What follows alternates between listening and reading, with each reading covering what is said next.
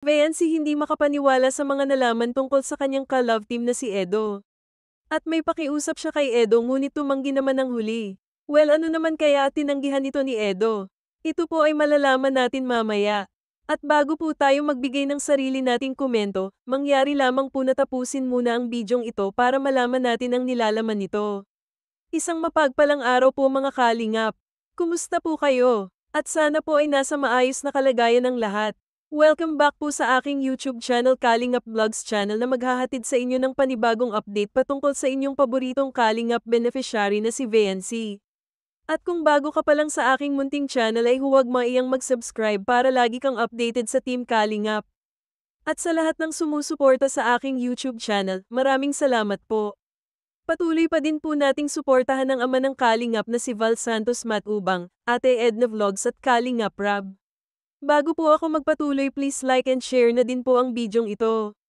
At dahilan ni Edo ng kanyang pagdistansya malalaman na natin ngayon. Well, ayon nga po sa vlog ni Kalingap Rab ay totoo palang nagselos itong si Edo dahil si Ryan ay madalas na lumalapit kay Viancy. Umamin naman itong si Ryan na crush niya nga si Viancy ngunit hanggang doon lang naman iyon. Crush which is paghanga lang sa dalaga dahil bukod sa maganda si Viancy ay mabait pa ito sa kahit na kanino. Panoorin po natin mga Kalingap ang video clip.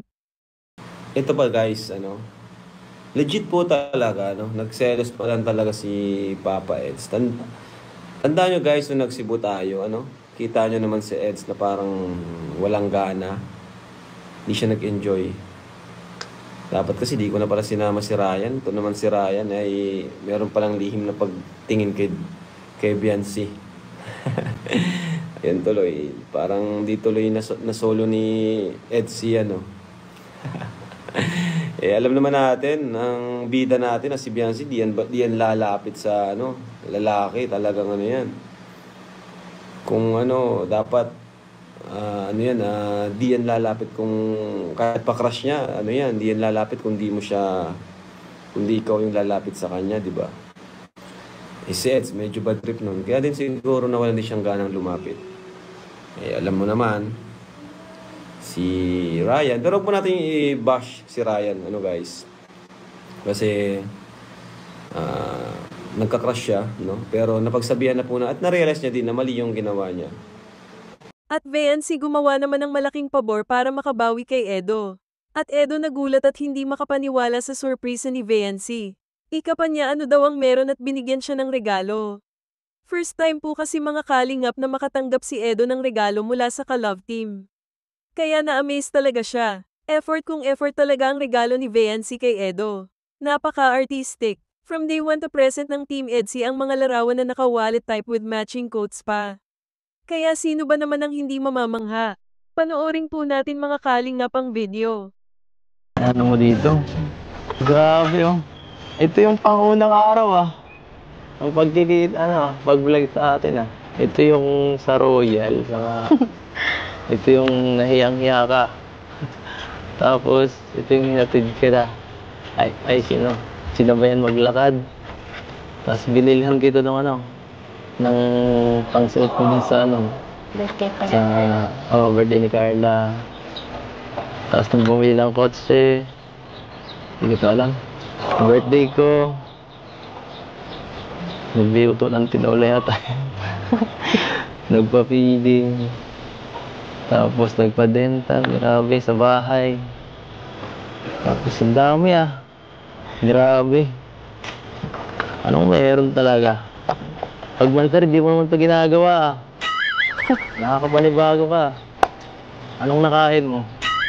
Ayan Ito, may laman ba ito? Meron po. Tag-isap tayo.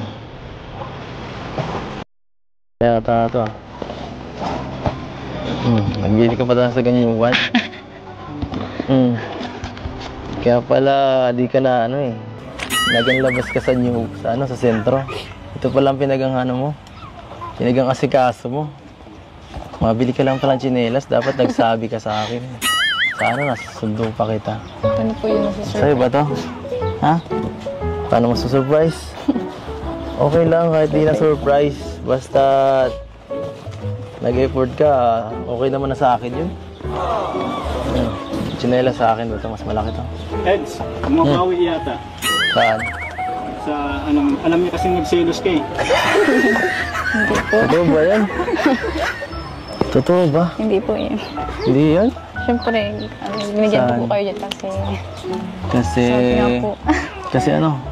pag importante sa inyo, kailangan yung mag-effort.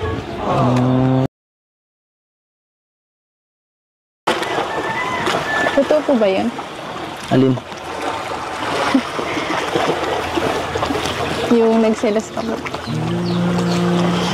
Ako? Ako, nagsiselos ako. Saan mo naman narinig yung...